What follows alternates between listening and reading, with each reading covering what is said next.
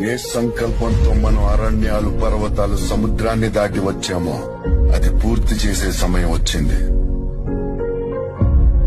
శత్రు సైన్యం చాలా పెద్దది. మరి మన దగ్గర ధర్మం మాత్రమే ఉంది.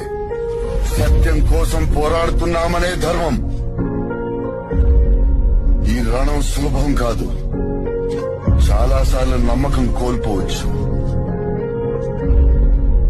ఖడ్గం పట్టిన చేతి పట్టు సడలిపోవచ్చు, అనిపించొచ్చు.